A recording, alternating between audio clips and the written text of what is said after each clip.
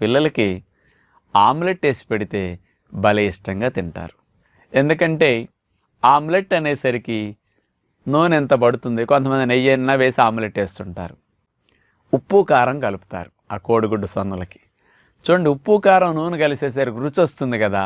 ఇంకేమీ కలపరు, సింపుల్గా ఆ గుడ్డట కొట్టడం, ఒక కప్పులు వేయటం, ఇంత ఉప్పు కారం వేయటం.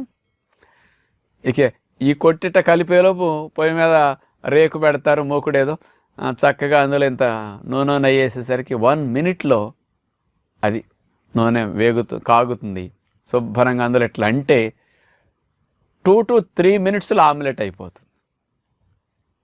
1 minute తినేస్తాం ఆమ్లెట్.